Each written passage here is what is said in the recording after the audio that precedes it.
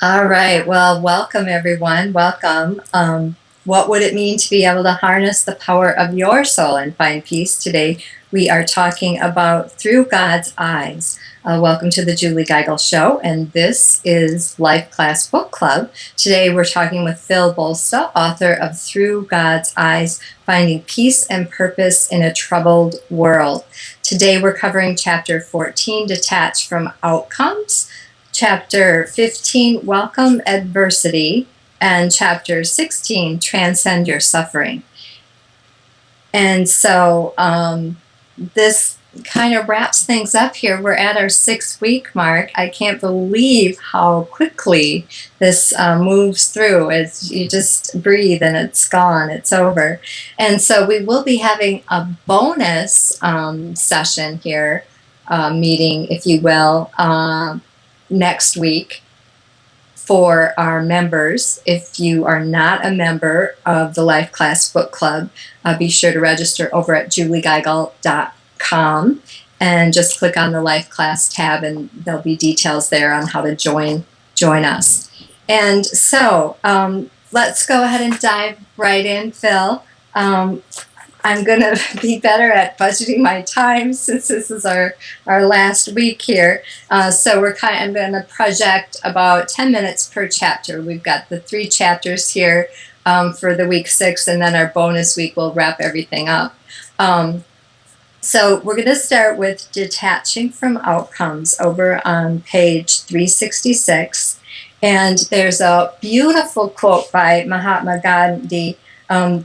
By detachment, I mean that you must not worry whether the desired result follows from your action or not, so long as your motive is pure and your means are correct. Can you talk to us a little bit about detaching from outcomes? Sure. The first thing I would say about that subject is that detaching from outcomes doesn't mean that you are apathetic and unmotivated, because a lot of people think that's what detachment is. You may still care very deeply about the result of your efforts, but from an objective, enlightened perspective, meaning you have a heightened awareness and the conviction that life is unfolding as it should, and you're fully engaged in life and doing what you can to make things happen while acknowledging and surrendering to the knowledge that a greater wisdom is at work. And really, this goes back to the reconciliation between the 2 lines of thought: let go and let God, and it's up to me. I do it all myself. And those sound like 2 opposite ends of the spectrum, but really, the key, the reconciliation between them is you do what you feel guided to do and let God take care of the outcomes. The outcomes are not up to you. You have to act with pure intent and a loving heart, and there's a greater wisdom that is going to shape the results. And you just trust that, accept that with gratitude and joy. Yeah, yeah. And I know that I'm a very driven person, and sometimes it is one of the things I'm working on right now is detaching from outcomes, because I'm a goal setter, and I'm a very driven person and task oriented. And so I'm, trying to step into that place of, being present and being centered doesn't mean that we're sitting around all day not doing anything. And it doesn't mean that we lose our productivity and that we're just running around in a daze. Even though my husband will maybe argue with me, get your head out of the clouds, Julie. What are you doing? So it. But I think there's a really fine balance, and like I said, it's one of the things I'm working on for this 2014. There's a really delicate balance between being driven and being purposeful and setting those goals, and regularly checking in to make sure you're on track where you want to be, and then really fine line between that and surrendering to the greater good. and surrendering, giving up that control. Okay, I've done what I can. Now the rest is up to you. Well, it's really not a fine line so much as the chronology, because every single chapter we always come back to surrender, which is the cornerstone of a spiritual life. Once you surrender, then yes, I am driven and task oriented like you as well. But I do everything I can, and then if we are redirected, your attitude needs to be, oh, as you wish. Instead of, no, no, no, let's steer it back over here because this is where I want to go. Wait, no, get back over here. So it's really as you wish. Let me take a second and process this. Okay, I'll go in your direction now. It's really a matter of surrender and trust. And if you really are thinking, I have to pay attention to my goals, that's your ego instead of your intuition. So tune into your intuition instead of your ego, and you will follow where you are being guided. Yeah, yeah, beautiful. I love that. Definitely. On page 371, there's a quote by Richard Bach, and he talks a little bit about our alternate selves. Every turn in your life, every time you decide, you become parent to all your alternate selves who follow. Now, I've studied quantum jumping, and I use that technique with my clients. Can you speak to what Richard is referring to here with our alternate selves? It was like, oh my gosh, yay, he's talking about alternate self. Sure. Well, the way I like to look at, I see life as a chess game, because you have, right now in this moment, you have a particular universe of choices. And with every move, that universe is reconfigured, just like on a chessboard. You move a piece, and then all the moves that are possible after that have a different universe of possibilities. So every move you make creates new possibility, eliminates old ones, and therefore, there's another quote by Richard Bach, which is great. He says, the less you know about the game and the less you remember you're a player, the more senseless living becomes. So if you know about the game and about the playing, then everything starts to make more sense. But yes, every turn in your life, every time you decide, you become a parent to your alternate selves who will follow. There have been movies made about this. About, what, if I took a left turn here instead of a right turn. In fact, there was a recent movie that showed, it split screen, that here's what would happen if you took a left turn going forward, here's what would happen if you take a right turn going forward, and all the different things that would occur just because of that one seemingly minor decision. But the person you become in each direction will be different because of the decision your previous self made about going left or right. So as you go forward, you become a product accumulation of all your decisions and experiences. Yeah, it really is fantastic if you can wrap your mind around that idea.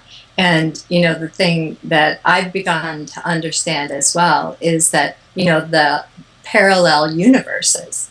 And so a lot of times we have these thoughts that are coming into our minds. And I explain to people, that fear could be a real fear in an alternate reality if you made that decision and followed that step. So you can tune into that energy from that alternate self, or the exact opposite is true, because for every fear you have the success of, the alternate self who created and achieved whatever that desire was. You can tap into just as powerfully and just as strongly the energy from that alternate self who's achieved beyond measure the success in their life. Yeah, now all the alternate selves are yourself.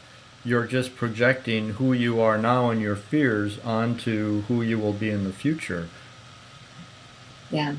Yeah, so fantastic. I know my husband actually came across a show with Morgan Freeman that explained it so beautifully on the History Channel. It was like, whoa, there it is in living color. I'm not just crazy. Well, Morgan Freeman has a way of explaining things beautifully, yes. Oh, yeah, I love his voice. Okay, well, let's jump over to chapter 15. Welcome adversity. And I do have one highlighted here that I want to make sure that we hit. So I think I'm going to jump to that one right away, Phil. Worry often enough for long enough, and you program your subconscious to accept worrying as the natural and proper response to life. Mm-hmm. Yeah, can you tell us a little bit more about that? I thought that was huge because I have background as a hypnotherapist, so the subconscious is fascinating. Well, sure. When you worry, you tend to think that if you're not worrying about something, you're not doing your job. That worrying becomes natural, and the only correct response to a situation. That if someone is facing the situation and not worrying, that there's something wrong with them.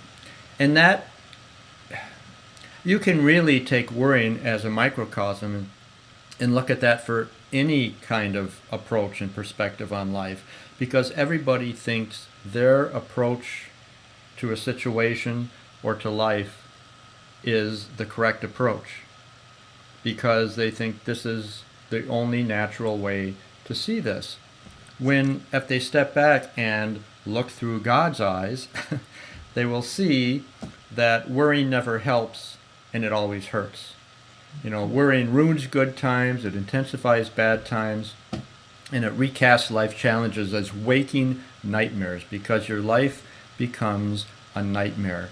There's a great proverb says, "Worry gives small things a big shadow," and there's also a great quote about what you worry about never comes to pass, but because you've worried about it, it actually has happened time and time again, day after day after day. So worrying is really a negative approach to life, and as we're going to talk about in the bonus segment about affirmations, that's a great way to help cure someone of worrying. Yeah, and I love how you say cure, because really, you need to be cured of that. Mm-hmm. So over on page 396, Susan Taylor talks about in every crisis there is a message. And let me find that quickly here. Okay. Can I add one more thought? Please. The quote that I was thinking about, I just remembered. It was, "We poison our lives with fear of burglary and shipwreck, and the house is never burgled and the ship never goes down." And that says it all, because worry is poison. Instead of enjoying life and living a loving, happy, joyful life, you're poisoned with thoughts of things that will never happen. Yeah. And I've learned through the Course in Miracles that worry shuts down miracles and love opens up miracles. Mm-hmm. Yeah, so I love that. So Susan Taylor shares with us, in every crisis there's a message. Crises are nature's way of forcing change, breaking down old structures, shaking loose negative habits so that something new and better can take their place. Oh, sure, yeah. Yes. Yeah, you will, if you talk to anybody who's trying to walk a spiritual path, I don't know if there's anyone who will say, "Oh, I just decided to awaken and start living with this perspective and this approach to life because it just seemed like a fun thing to do." Almost everybody comes to the spiritual path or to any kind of awakening because of crisis, because you're forced to recognize that the way you're living and what you've been doing isn't working anymore, and there has to be a better way. So adversity bears a gift when it arrives in your life. It's a shift in gives you a shift in consciousness that deepens your understanding and appreciation of universal forces. because, in fact, just on a practical level, you hear time and time again in the world of sports uh, that adversity is what forges character. And it doesn't, well, for example, Drew Brees, the quarterback of the New Orleans Saints, he wrote a book with the gift of adversity in the subtitle and talks about that. And it's a very popular subject for athletes and motivational speakers because once you take that shift and look at adversity as, oh, thank you, instead of no, no, anything but, then you start coming from a higher perspective and life opens up and you start seeing possibilities. Yes. And Phil, we're getting a crackling, and I was just wondering if you could adjust your volume a little bit. I know Okay. I turned mine down.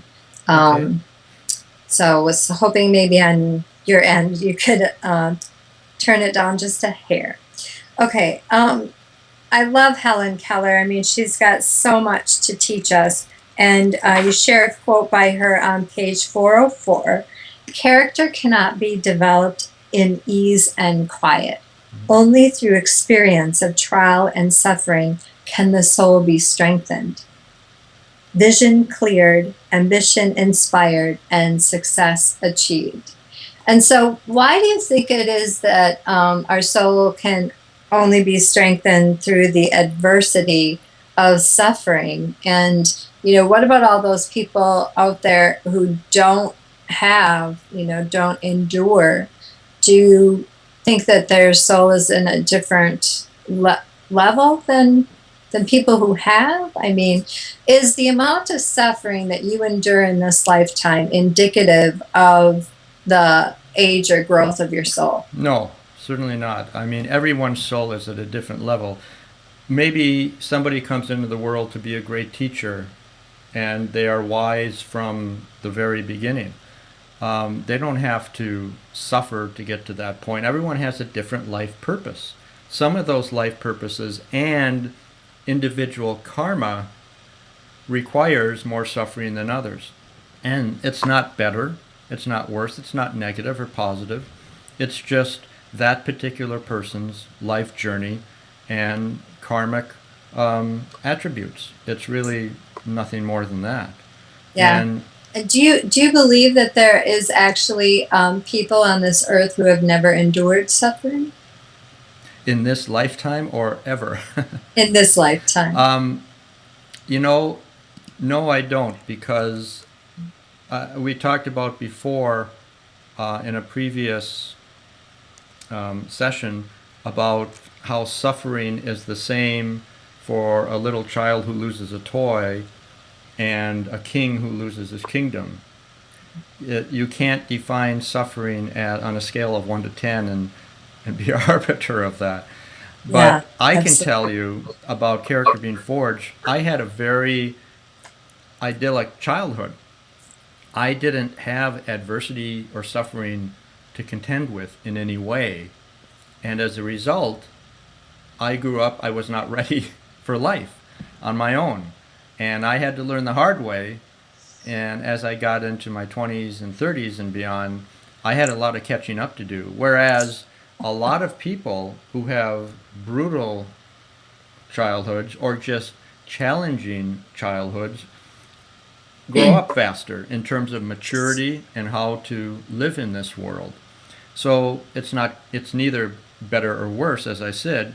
It worked for me. I can look back and see, oh, I can see why that happened and why I needed to do this and to get to where I am now. But everyone's path is different. It's completely unique, like a fingerprint. Yeah, yeah. Well, and it seems to be like an ocean, there'll be a struggle for a while and then you'll get a reprieve and something else will come along and then Well, there's an old story about a king who asked a wise man to give him a phrase that he could use in good times and bad that would always be true. And what the wise man came up with was, this too will pass. Yeah, one of my favorite. And that got me through many a time, I Yes. tell you. All right, so Yeah, in fact, I will say that I have somebody close to me, a good friend, who was suffering through depression. And I said to this person in the midst of their depression, "You've been here before and it's always gotten better. That means that it will get better now." And they were grateful. They said that really helped because, yeah, that's true. That gave them more hope and they did get better faster. wow, yeah, that's very, very powerful. And I know that you talk, I think maybe it was in the affirmations chapter, about the affirmation every day in every way, I get better and better, and how powerful that can be on changing your psyche. Yeah, that is by the name, the French man who really started affirmations. That was his core affirmation that he would give people. Yes, yeah, and that's actually the core affirmation that we were trained as hypnotherapists Hmm. to use in our sessions with people. That's basic hypnosis 101. Okay, chapter 16, Transcend Your Suffering. And we're over on page 425, and you talk a little bit about the Four Noble Truths. And I love when you say, you know, implicit in the Buddhist teachings is the distinction between pain and suffering.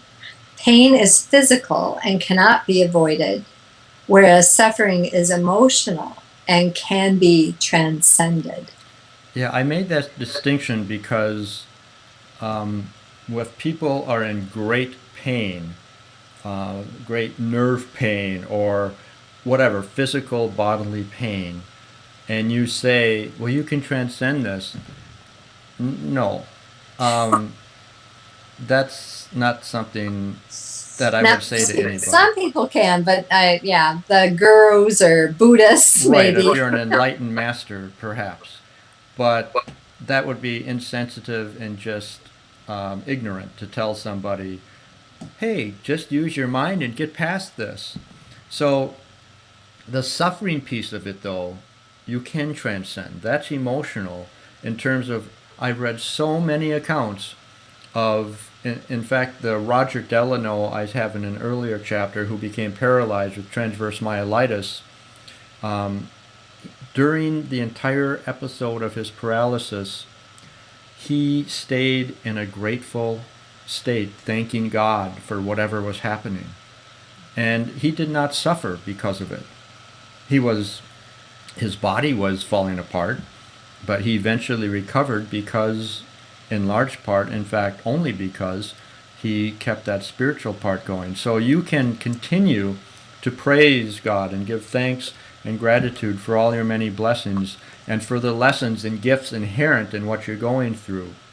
Now, that's easy to say if it's a minor thing you're contending with, but if it's something major, yes, it becomes more of a challenge, but the core principles remain the same. It takes greater understanding and higher consciousness to continue that line of thought. Absolutely, absolutely. And we have about 5 minutes left. And let's talk a little bit, Phil, about the dark night of the soul. And I think that there's a lot of people out there that have experienced that or are experiencing it, and it can be pretty devastating for many people. Um, what what do you have to say on that topic and how it relates to all of this? Well, everyone who I've read accounts of who had experienced what they call the dark night of the soul eventually comes to look at it as a gift. And the same can be true. A lot of people, not everybody, but a lot of people who have depression say once they come out of depression, they say it's deepened them, that's seasoned them, it's given them a greater appreciation for life. So again, it goes back to what we talked about. When I was growing up and I didn't have any challenges, I only started developing more character when I was faced with some adversity and challenges. And you are only going to start a spiritual path if you are suffering, or if adversity is just pounding on you. And a dark night of the soul is really just a greater degree of suffering. You do not have to go through a dark night of the soul. I certainly don't think that I did. I had times when I was scared of what was to come, but I wouldn't characterize it as overwhelmingly negative. But Yeah, like Neely Donald Walsh. I mean, I think about his story, Conversations with God, where he broke his neck and became homeless. That kind of a dark night of the soul. that Right. doesn't yeah, that doesn't necessarily mean dark night of the soul. What you just talked about was physical adversity. Now, if his mind went down, spiraling down along with it, that could be characterized as perhaps dark night of the soul. But a lot of people, and I talk about in this chapter, who have become paralyzed and broke their neck, look at it as a gift and think it's the best thing that ever happened to them. So it all depends on your perspective. Well, and I love Carolyn Miss's quote. So it is that an illness can come into our lives not because of negativity, but because heaven is demanding more from us. So I think, that is huge, because a lot of times people feel like they did something wrong or they're being punished or. Mm-hmm. Yeah, there's a big distinction here. You are not responsible for your illness. You are responsible 90 seconds. to it, not for it. Because, again, an illness, it doesn't matter if it's an illness, a job loss, a relationship loss, something in your life is happening to give you a red flag. Excuse me, whatever you're doing, it's not working. Or there are some lessons to learn that your soul would like you to learn. And we did not intentionally cause an illness or anything of that nature, an accident, whatever. It just is happening because divine intelligence decreed that it happened. There is a reason for it. There are gifts for it. Now, if you get so sucked into the suffering of it and say, woe is me, then you are not going to have the wherewithal to look with a greater perspective to see, okay, what do I need to do to pull myself out of it? Here's where the difference comes between curing your body and healing your spirit. Because you can heal without your body being cured. You can heal on a deeper level, and sometimes that is your journey. 10 seconds. Yeah. Yeah, absolutely. And I mean, I think about Debbie Ford, who died of, I believe it was cancer. Mm-hmm. And I mean, that how difficult that journey was for her as a spiritualist, because of the judgment from, and even Esther Hicks, her husband, Jerry, she channels Abraham, because I think that people have a false idea that if they are spiritually awakened, that they are somehow protected from all illness and disease, Mm-hmm. or that if they were so highly evolved and enlightened, that they would be able to transcend their disease. No, if you're on a spiritual path, you will still suffer. The nature of your sufferings may change, but you absolutely will still suffer, because unless you are an enlightened master, an avatar, and even then, you are still in a human body and are subject to what human bodies are subject to.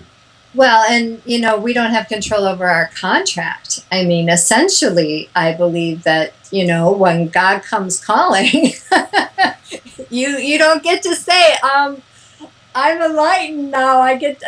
I'll pass this time. I want to stay for a couple more years. Again, it all comes back to surrender, and no matter what happens, as you wish. And the more you walk a spiritual path, the greater, higher your consciousness, the easier it becomes to greet everything with acceptance, trust, love, joy, gratitude, and those 3 words, as you wish. Yeah. Yeah. And look at what Steve Jobs did with his journey and how many people he touched the last days of his life. It really is, you can use it as a gift and a blessing, or, you can go in the corner and feel sorry for yourself. Well, you can look on my blog under the right sidebar under the index listings, index body heroes. And you can I've got lots of posts about people who have, paralyzed, amputations, and who just rise above and do astonishing things because their attitude is astonishing. Yes, and I think about that little boy who was on Oprah several times, Manny or Maddie. Maddie. Yeah, amazing, amazing. Well, Phil, we ran over by a few minutes, but that's okay. This is Life Class Book Club, everyone. If you'd like to connect with us, be sure to register over at juliegeigle.com. Just click on the Life Class tab, and you can get more information on how to join us. We'd be thrilled if you liked us on Facebook and followed us on Twitter to keep this beautiful connection going. And remember, if you keep on doing what you've always done, you'll keep on being who you've always been. Change doesn't happen unless you make a change. Thanks, Phil. Thank you, Julie.